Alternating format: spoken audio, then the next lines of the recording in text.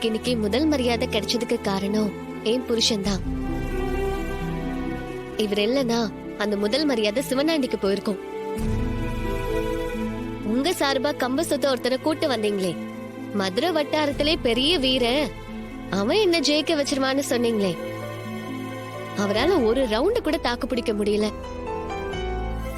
அப்ப இவர்தான் களத்துல இறங்கி உங்க மான மரியாதையை காப்பாத்தினாரு. இல்லனா ஊர் முன்னாடி நீங்க அசிங்கப்பட்டிருப்பீங்க.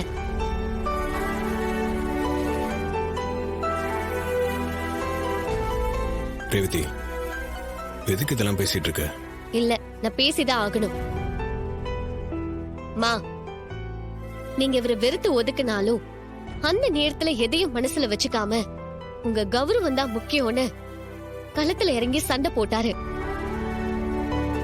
அந்த சிவனாண்டி மட்டும் ஜெயிச்சிருந்தா அவனோட அந்த காளியம்மா, அவனோட சித்தப்பா எல்லாரும் சேர்ந்து உங்களை அவமானப்படுத்திருப்பாங்க. நீங்க எப்போ கீழே விழுவீங்கன்னு தானே அவங்க காத்துட்டு இருக்காங்க. நாங்க தான் அப்பவே சொன்னோம்ல, அந்த மதுரைக்காரெல்லாம் வேண்டாம், மாப்பிள்ளைய களத்துல இறக்கலாம்னு. உன் திமிரு, ஈகோ எவனையோ கொண்டு களத்துல இறக்கன. கடைசியில மாப்பிள்ளை களத்துல இறங்கிதான் உன் மரியாதையை காப்பாத்திருக்காரு. இவ்வளவோ இவர் எதுக்காக செஞ்சாரு? நம்ம குடும்பம் நல்லா இருக்கணும், உங்களுக்கு ஒரு அவமானம் வந்துடக்கூடாதுன்னு தானே. அது ஏன் உங்களுக்கு புரிய மாட்டேங்குது? பிரிஞ்சு கிடக்கிற நம்ம ரெண்டு குடும்பமும் ஒண்ணு சேரணும், சந்தோஷமா இருக்கணும்ன்ற நல்ல எண்ணத்துல ஒரே ஒரு உண்மையை மறைச்சாரு. அதுக்காக நீங்க கொடுக்கிற தண்டனை ரொம்ப அதிகமா? அப்படி என்னதாமா உங்களுக்கு வரட்டு பிடிவாதம்? நீங்க மட்டும் மனசு மாறினா மொத்த குடும்பமும் சந்தோஷமா இருக்குமா?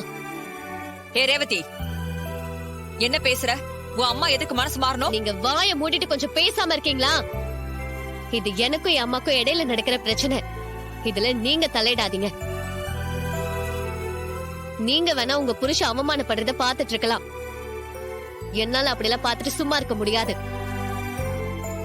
புருஷனோட மரியாதை பொண்டாட்டி கையில தான் இருக்குன்னு சொல்லுவாங்க.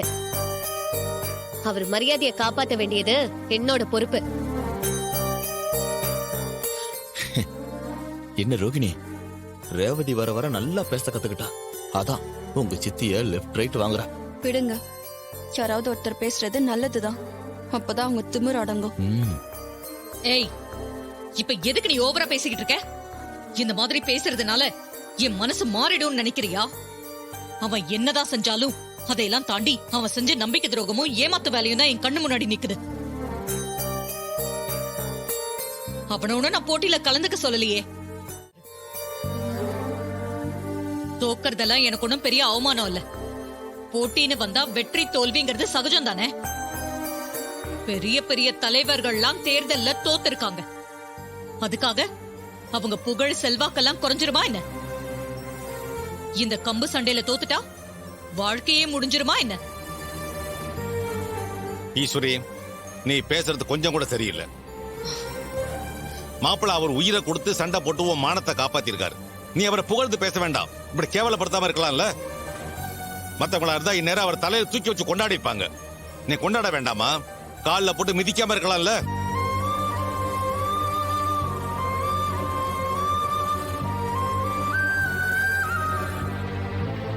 அம்மா விடுங்க, நீங்க டென்ஷன் ஆகாதீங்க. பின்ன என்ன மாப்பிள்ள, எரிச்சலா இருக்கு. 25 வருஷமா இவங்க அம்மா செத்ததை சொல்லி சொல்லியே இருக்கிறவங்கள சாவடிச்சிட்டு இருக்கா. இவளால இந்த குடும்பம் எத்தனை நாளைக்கு தான் கஷ்டத்தை அனுபவிக்கிறது? ஆமா, நான் இப்படிதான் இருப்பேன். உங்களுக்காகலாம் என்னால என்ன மாத்திக்க முடியாது. இவன் ஆட்டோலாம் இன்னும் 6 மாசத்துக்கு தான். அதுக்கப்புறம் இந்த வீட்லயும் இருக்க முடியாது, இந்த ஊர்லயும் இருக்க முடியாது. தேவையில்லாம இவனுக்கு வக்காலத்தை வாங்கி பேசிக்கிட்டு இருக்காதீங்க. நீங்க இப்படி எல்லாம் பேசி என்ன அசிங்கப்படுத்துறதை விட கோயில்ல எனக்கு முதல் மரியாதை கிடைக்காமலே இருந்திருக்கலாம். இதோட இந்த பேச்சை நிப்பாட்டுங்க. இவ திருந்த மாட்டா. சூப்பர்க்கா, இப்படிதான் இவங்க எல்லார் மண்டையில உரைக்கிற மாதிரி பேசணும். விட்டா நம்மள எல்லாரும் குற்றவாளி மாதிரி ஆக்கிடுவாங்க. சின்னத்த வேற யாரும் வேணாம், நீங்க ஒரு ஆளு போதும். பெரியத்தை எப்படி ஏத்தி விட்டு அவங்க மனசு மாறாம இருக்கிறதுக்கு. நீங்க இப்படி போட்டு கொடுக்கிற வேலையை விட்டுப்புட்டு உங்க புருஷன் சிவனாண்டி சகல அடிச்ச அடியில மூஞ்சி வாயு முகர எல்லாம் பேந்து எந்த ஹாஸ்பிட்டல்ல எந்த கண்டிஷன்ல படுத்திருக்காருன்னு போனை போட்டு விசாரிங்க. முடிஞ்சா அத்தைக்கு தெரியாம போய் பார்த்துட்டு வந்துருங்க. ஏய், உனக்கு வாய் கொழுப்பு ரொம்ப ஜாஸ்தி ஆயிடுச்சு. ஆ?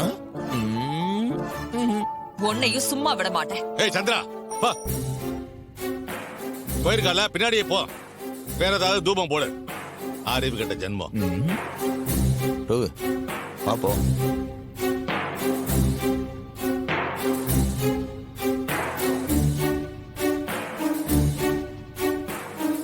கார்த்திக்,